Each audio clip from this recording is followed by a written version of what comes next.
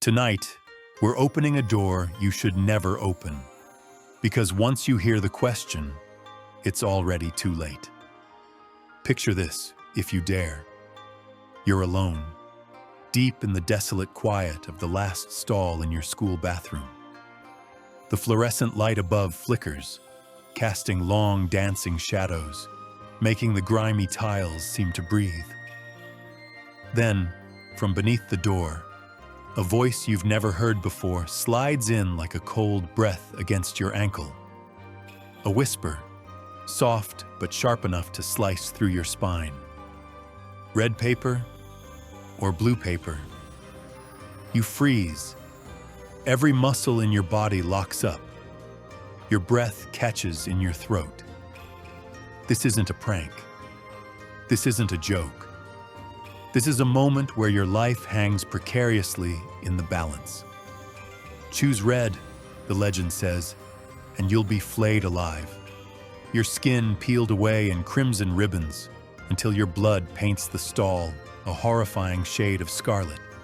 A ghastly crimson cape draped over your mangled form. Choose blue, and you're strangled. Your throat squeezed tighter and tighter by invisible hands, until your face, once full of youthful color, turns the ghastly, mottled hue of a bruise. Your lungs begging for air they'll never receive. And if you try to be clever, if you try to simply walk away, to escape this impossible choice, well, let's just say, you don't walk away. Not from Aka Manto.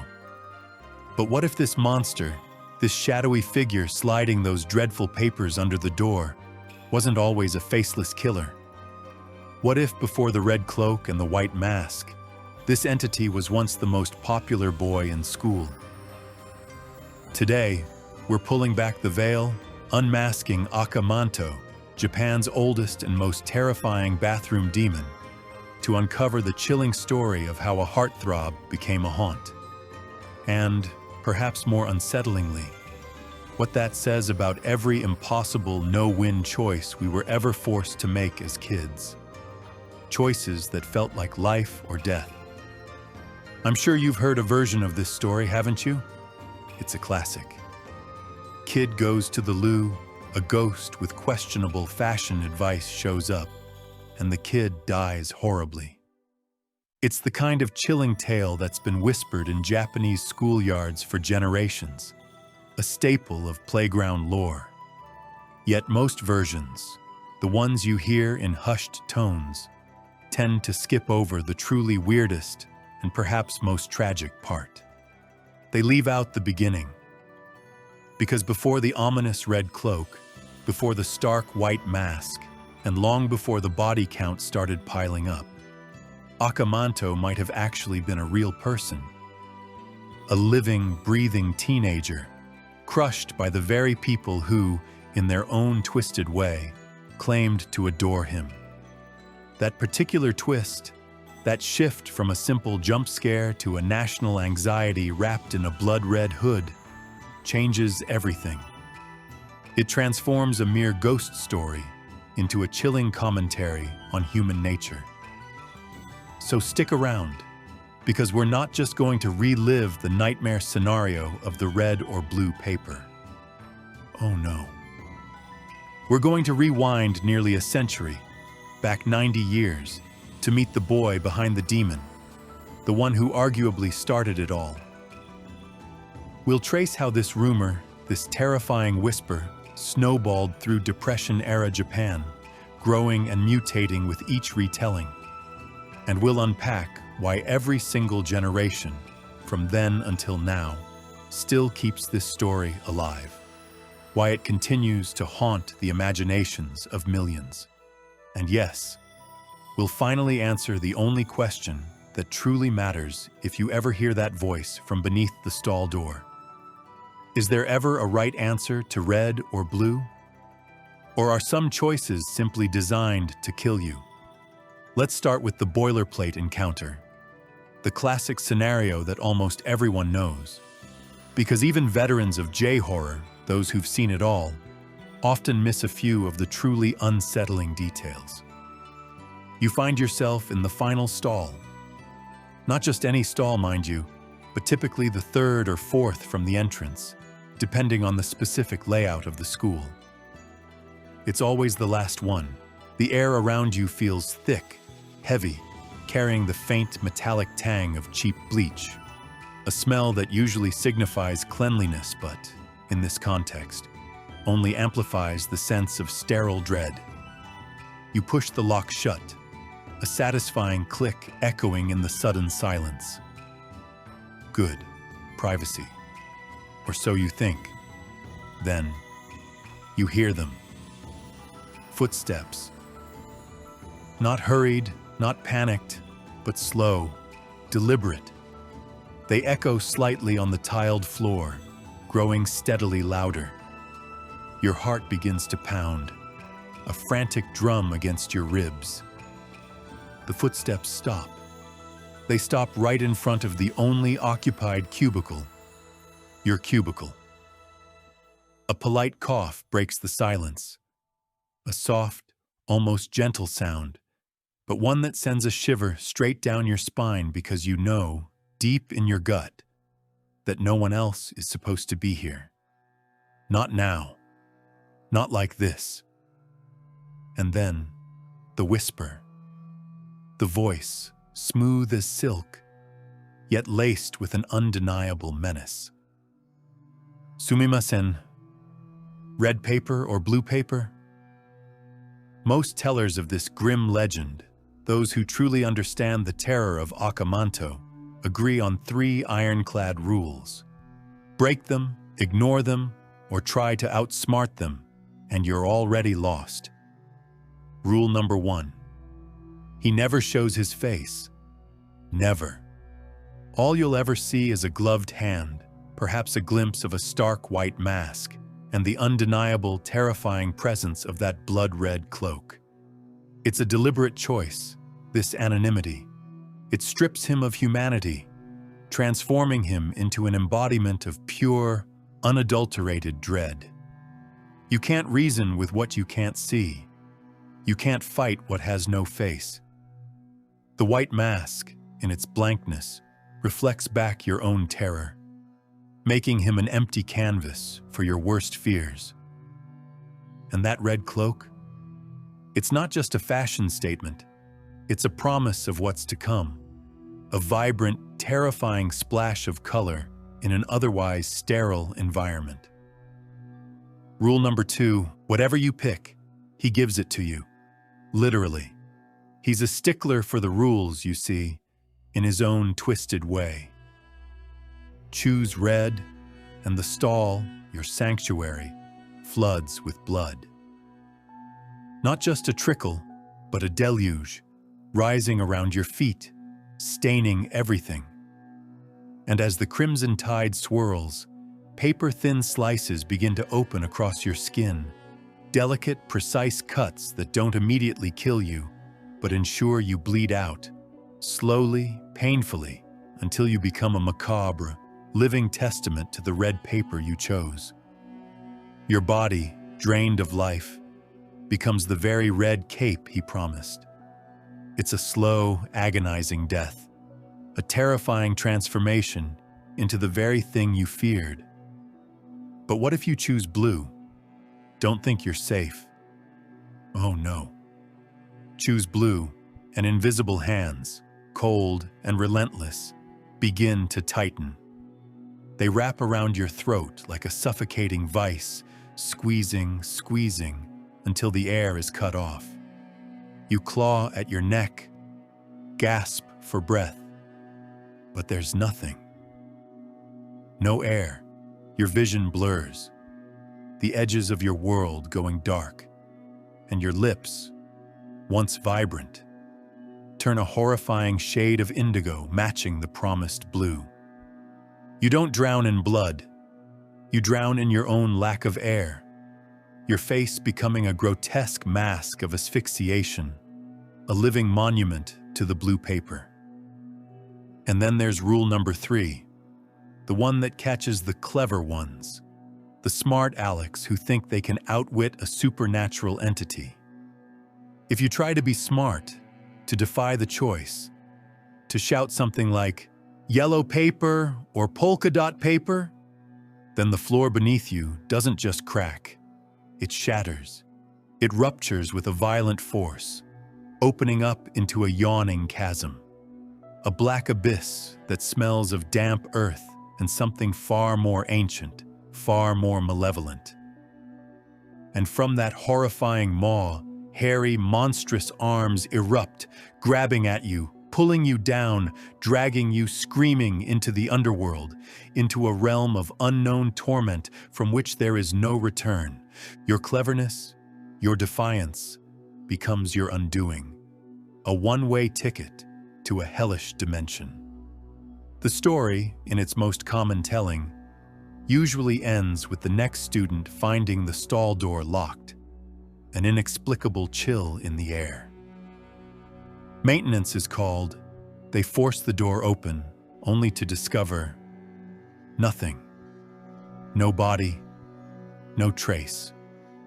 Just a perfectly clean, empty stall. And so, another cautionary tale is born, another grim warning whispered during morning assembly, adding to the growing tapestry of fear. This version, the one we mostly hear today, really spread nationwide across Japan after the war, solidifying its place in the collective consciousness. But here's the kicker, the truly unsettling part. Police records from the late 1930s already contain chilling mentions of schoolgirls being frightened, senseless in the lavatory. Think about that for a second. This scare, this urban legend, predates Godzilla, predates Pokemon, it even predates color television. That kind of longevity, that enduring grip on the national psyche, isn't just a fun fact. It's our first undeniable clue. It tells us that this monster, Aka Manto, is doing a lot more than just murdering restroom users. It's projecting something deeper, something far more uncomfortable, something we're still, even now, too afraid to say out loud. It's a mirror reflecting our hidden fears. Now, let's rewind the clock. Way back to 1932. This wasn't some idyllic, pastoral Japan. This was a nation in flux, a time when rural kids, often from impoverished farming villages, were pouring into burgeoning factory towns, seeking a better life, or at least a life. Classrooms were overflowing, packed to the gills with students, all vying for limited opportunities. And amid this societal upheaval, a new fad was sweeping the youth. The Sukajan souvenir jacket. Think of it as the proto-bomber jacket, a cool, rebellious statement piece. Among the throngs of new arrivals in one such bustling town was a boy. History, in its cruel way, remembers him only as Akamura-kun. That name, Akamura, literally translates to Red Village, a chilling premonition, perhaps, of the crimson fate that awaited him. Old alumni diaries, meticulously archived at Kanagawa University, paint a vivid picture of Akamura-kun. They describe him as tall for 15, with a movie star smile and a school coat dyed burgundy by his mother so he'd never lose it. You can almost see him, can't you? This charismatic, handsome boy, standing out in the crowd, a beacon of youthful charm. You see where this is going, don't you?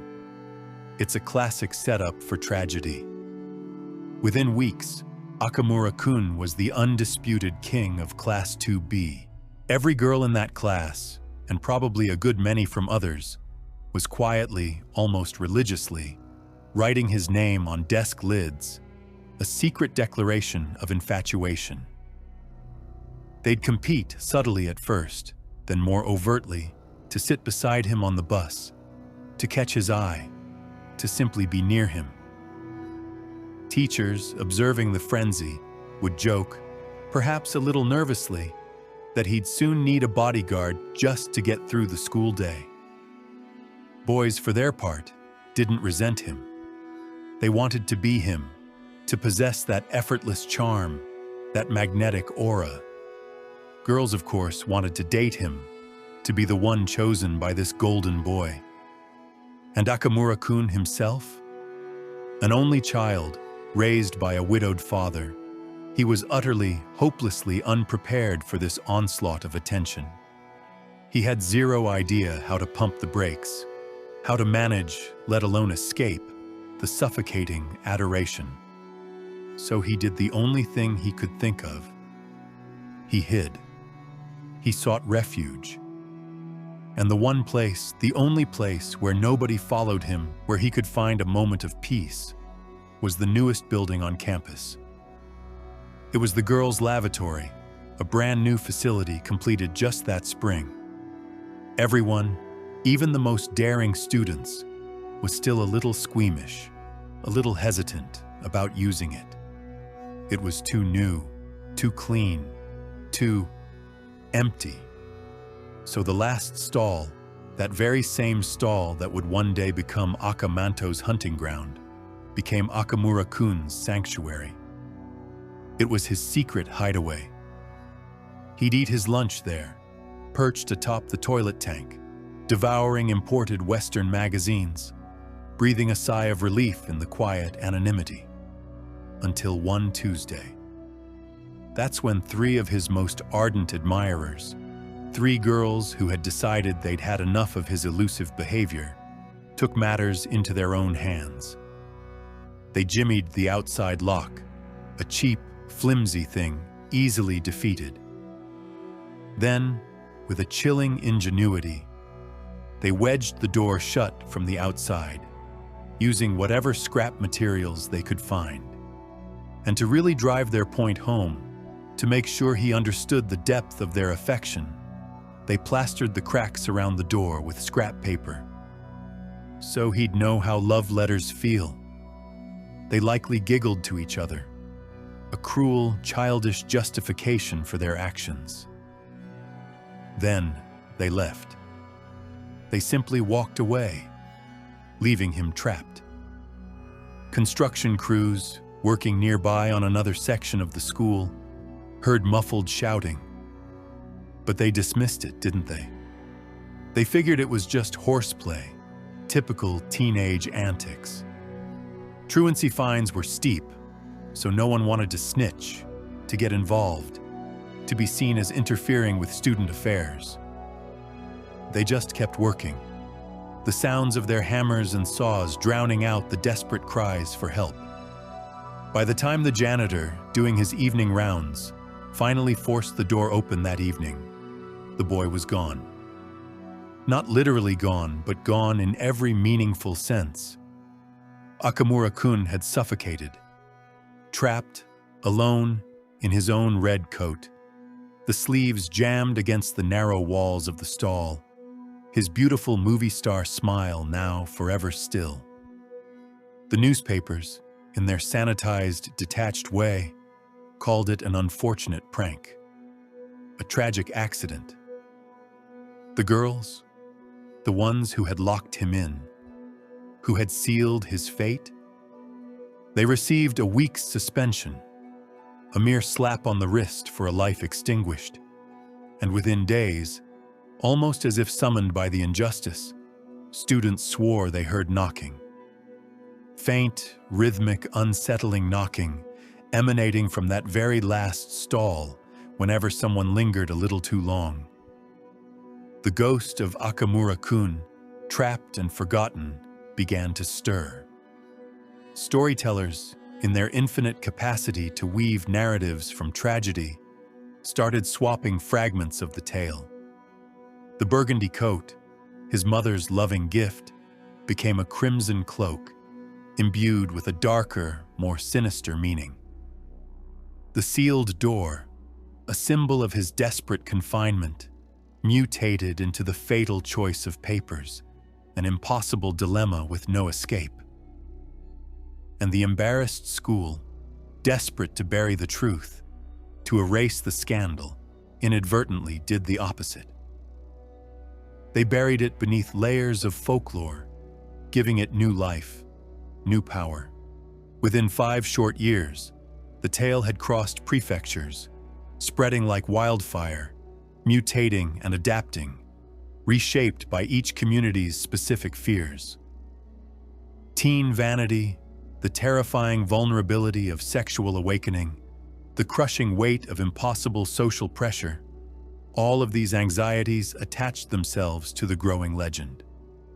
Until finally, the boy had a new name, a name that would echo through generations. Aka Manto's cloak, the red cape. So, why does a tragedy born out of Depression-era Japan, a story steeped in the social anxieties of a bygone era, still manage to flush our collective spine with icy dread today? Why does it resonate so profoundly with modern audiences? Sociologist Shinji Miyadai offers a compelling, almost chilling explanation. He argues that Japanese schools, even now, operate on a system of what he calls no-choice tests. These aren't just academic exams. These are life tests, where every answer sheet, every decision, feels like a matter of life or death, where the pressure to conform, to succeed, to not fail, is immense. Aka Manto, in his terrifying simplicity, externalizes that very dread. He makes it tangible. Choose wrong, and you're flayed. Choose wrong, and you're strangled. Choose wrong, and you're dragged to hell. It's the ultimate literal representation of failing the no-choice test. But the demon does more than just embody academic pressure. He weaponizes the bathroom itself. Think about it. The bathroom, especially the private sanctuary of a stall, is often the one place, the only place, where even teachers, those omnipresent figures of authority, can't fully surveil you.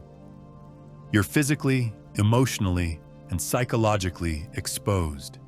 It's a space of vulnerability, a place where the facade can drop. Now, mix that intense adolescent body anxiety, the awkwardness, the self-consciousness, the burgeoning sexuality, with the rigid confines of a gendered space, a place specifically designated for girls. Remember, the original legend, and many of its modern iterations, explicitly punishes anyone found in the girls' stall. You've just built yourself a perfect, psychological pressure cooker, a place where hidden fears can fester and explode. Post-war Japan, far from letting the story fade, actively kept it alive, nourished it. Why? Because each subsequent decade, each new generation, brought with it a fresh set of stressors, new anxieties that could be projected onto the ever-adaptable Aka Manto. Consider the 1950s. Japan was rebuilding. Resources were scarce. Paper shortages meant colored sheets were expensive, a luxury. In this context, choosing between red or blue paper wasn't just a matter of life and death.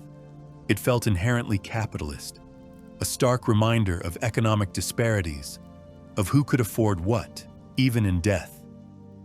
The choice itself became a symbol of a society grappling with its new economic realities. Jump forward to the 1970s. Japan was experiencing rapid industrial growth, but at a cost. Environmental scandals were rampant. Rivers ran red, not with blood, but with toxic industrial waste. The red cloak, once a symbol of a boy's tragic end, took on a new, horrifying meaning. It became a metaphor for toxic runoff, for the unseen poisons seeping into the very fabric of society, a silent killer lurking beneath the surface. Then came the 1990s, the lost decade. Economic stagnation gripped the nation, trapping a generation of bright, ambitious graduates in what felt like a permanent purgatory of part-time, dead-end jobs. The underworld option, being dragged into the abyss, ceased to be just a supernatural threat. It mirrored, with chilling accuracy, the very real fear of being trapped in a life of perpetual underemployment, of being dragged down into an economic hell from which there was no escape. And in the 2010s, with the explosion of digital connectivity, cyberbullying bled from the screens into real life, creating new, insidious forms of torment. The bathroom stall, ironically, became one of the few places where phones still worked, where the digital world could intrude on the physical. And so, the ghosts, the legends, naturally went viral. Aka Manto, a digital phantom, could now haunt you not just in person, but through your screen, his terrifying choices amplified by the relentless echo chamber of the internet. Every era, it seems, takes Aka Manto's cloak and re-dyes it, giving it a fresh, terrifying hue that reflects the deepest, most pervasive anxieties of the time. The red cloak isn't just fabric. It's a living, breathing canvas of national dread. Now, purists, those who cling to the original, chilling elegance of the legend, might argue that Aka Manto's story begins and ends with the red or blue choice. But the sheer number of regional spins, the wild and varied mutations of this core fear, shows just how flexible, how adaptable this terror truly is. It's a testament to the power of collective imagination. Take Hiroshima, for instance, a city forever marked by unimaginable tragedy. There, Aka Manto doesn't offer paper. He asks, with a voice that perhaps carries the faint echo of distant sirens, "Red vest or blue vest? Choose either," and he doesn't flay or strangle you in the conventional sense. Instead, he drowns you brutally in the toilet tank itself. Here, the city's wartime memories, the horrific echoes of the atomic bomb, imbue water with a radioactive sting, a silent, unseen killer that makes even the most mundane element a source of profound dread. The water isn't just water. It's a conduit for inescapable historical trauma. Osaka, a bustling metropolis, known for its vibrant business culture, naturally has a more corporate spin on the legend. Here, Aka Manto doesn't lurk in a dusty school lavatory, but in the pristine top-floor ladies' room of a gleaming office tower. The question remains the same, but the papers aren't just colored sheets. They're expense forms. Imagine the horror pick red, and auditors, like relentless vultures, descend upon your department, meticulously eviscerating your budget, leaving your career in tatters. Pick blue, and HR, with cold, bureaucratic efficiency, throttles your promotion, leaving you languishing in a dead-end position, your ambitions strangled, your future bleak. It's a death of 1,000 cuts, a corporate demise far more insidious than a physical one. Up north, in the rugged, snowy prefectures of Aomori, the spirit takes on a different form entirely. She's female, a former model, perhaps, consumed by a burning rage over the superficiality of her past life, particularly the constant dehumanizing process of photo-retouching. She offers a different, yet equally terrifying choice: red lipstick or blue eyeshadow. Choose, and her ethereal fingers, once skilled at applying cosmetics, now slice your cheeks into a permanent, grotesque smile, a rictus of agony that mirrors the forced cheerfulness of her former profession. It's a chilling commentary on beauty standards and the price of perfection. And then there are the gentler prefectures, where the legends, while still unsettling, swap murder for the exquisite agony of pure embarrassment. Take Kainade, the hairstroker. This hairy, mischievous spirit doesn't want to kill you. He merely wants to pat your behind. But not just any pat. A lingering, unnerving stroke, specifically on festival days, when crowds are thickest and your guard is down. No deaths, no physical harm, just the lifelong shame, the indelible memory of that unexpected touch, and of course, a truly fantastic anecdote for your future therapy sessions. These mutations, these endlessly creative variations, are what keep the legend localizable. They allow anyone, anywhere, to remap the terror onto their own geography, their own specific anxieties, making Aka Manto a truly universal, yet deeply personal fear. Fast forward to the vibrant, ever-evolving world of pop culture, where Aka Manto, like so many enduring legends, has found new life and new victims. In the year 2000, the cult favorite anime Ghost Stories dedicated an entire episode, Episode 5, to our crimson-cloaked fiend. Dubbed into English as the Red Cloak, it was many a Western viewer's terrifying introduction to the impossible choice. It wasn't just a Japanese schoolyard whisper anymore. It was beamed directly into homes around the globe, planting the seed of dread in a whole new generation. Then, in 2019, indie game developers, recognizing the inherent horror of the legend, released Aka Manto on Steam. This immersive, first-person psychological horror game thrusts players into a shuttered, decaying spa, forcing them to wander dimly lit corridors, collecting elusive red and blue keys, all while a cloaked figure whispers menacingly from unseen drain pipes, its presence a constant, suffocating threat. The game didn't just retell the story. It allowed players to experience the terror, to feel the chilling weight of Aka Manto's choice firsthand. Even Konami, the legendary gaming giant, has paid its respects.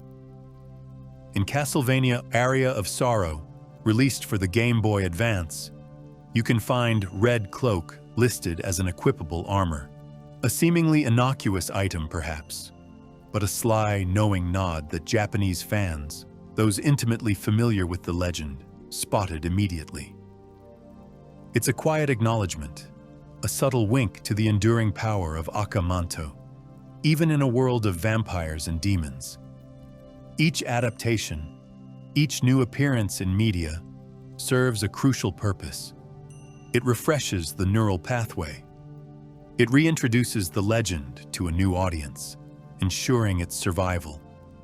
New kids, hearing the whispers, inevitably Google red paper or blue paper, stumbling upon forums filled with fake eyewitness accounts, creepypasta variations, and genuinely unsettling discussions.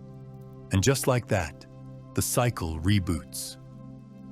Urban legends at their core survive by being retold, by being passed from person to person. But media saturation, the constant reimagining and recontextualizing of these tales, gives them steroids. It injects them with a potent, terrifying vitality that ensures Aka Manto, in all his crimson glory, will continue to haunt our collective nightmares for generations to come. So, the burning question, the one that keeps us up at night, the one that every terrified schoolchild has pondered. Is there a right answer? Is there a way out? Survival guides, proliferating across the internet like digital weeds, swear by clever retorts. Yellow paper, they proclaim with a confident, if naive, certainty. Polka dot cloak, others suggest, as if a supernatural entity with a penchant for flaying would be confused by sartorial choices. The rumor claims that Aka Manto, faced with such unexpected defiance, pauses, genuinely confused, before simply vanishing, leaving you shaken but alive. It's a comforting thought, a fantasy of outsmarting the monster. But here's the grim reality. Folklorist Noriko Tsubota, a scholar who dedicated her career to understanding these chilling tales, interviewed over 200 seniors. These weren't just casual acquaintances. These were individuals who had heard the tale firsthand, whispered in hushed tones in the schoolyards of the 1940s, when the legend was still fresh, still raw. Her findings? None. Not a single one of them could name a verified survivor. Not a single person who had successfully outwitted Aka Manto. The safest play, the only truly rational course of action, mirrors real-world assault prevention. It's about awareness, about trusting your gut. Stay alert. Trust that creeping unease, that prickle of fear at the back of your neck. And if you ever find yourself in that situation, if you hear that voice, if you sense that presence, leave immediately. Don't engage. Don't try to be clever. Because once the question is asked, once that chilling choice is presented, legend logic dictates that you've already stepped into the story. You're already a character in a horror tale, and in those stories, the ending is rarely a happy one. What would you pick if those were your only options? Red, blue, or that tantalizing, yet ultimately fatal trick question? Drop your answer below. And hey, if you've got a local bathroom spirit I somehow missed, scare me with it in the comments. I'm always listening. Why do we still tell it? Why do these stories, these chilling echoes of past anxieties, continue to resonate so deeply within us? Humans, at our core, are pattern seekers. We desperately want to find order in chaos, meaning in tragedy. We'd rather believe that a handsome boy, adored by all, became a vengeful ghost than accept the far more brutal, far more uncomfortable truth. That kids, through neglect, through cruelty, through sheer, horrifying indifference, can effectively kill other kids. It's a truth too stark, too uncomfortable to confront directly. Aka Manto gives that raw, senseless tragedy a face, or rather, a mask. He gives it a rule set, a twisted logic we delude ourselves into believing we can outsmart. Every retelling of his story isn't just a campfire tale. It's a rehearsal. It's a practice run for real dangers, for the insidious pressures that haunt our lives. The crushing weight of peer pressure, the soul-destroying agony of body shame, the infuriating, often deadly, reality of institutional blindness. The demon isn't just a vengeful spirit. He's a social pressure release valve, painted a vivid, terrifying red. He's the embodiment of every unspoken fear we carry. If these deep dives into the shadowy corners of the Japanese psyche scratch an itch you didn't even know you had, then do yourself a favor. Tap that subscribe button and hit the bell so you don't miss the next legend we unmask. Trust me, I've got my eye on a certain slit-mouthed woman who asks a very impolite question, and you won't want to miss that. So, the next time you push open that last stall door, and the hinge squeaks just a little too long, a little too mournfully, remember this. Behind every urban legend, behind every whisper that crawls down your spine, there's a deeper truth, a fear we've tried to bury. Aka Manto isn't just a ghost with a strange question. He's every impossible test you've ever faced, every crush that turned cruel, every secret no one wanted to hear. The demon wears red not because he chose it, but because we keep handing him the die. Every act of neglect, every buried trauma, every unspoken cruelty stains his cloak a little deeper. And maybe that's the real horror. Not that he haunts us, but that we created him. If you found this story as haunting as we did, make sure to like, comment, and subscribe to Horror Across Borders, where fear truly has no borders. Tell me in the comments, what color would you choose? Red, blue, or none at all? And join us next week when we travel beyond the edges of comfort to uncover global legends that are too scary for mainstream. Until then, stay safe, stay curious, and maybe, just maybe, pick the first stall. It's probably a lot less haunted.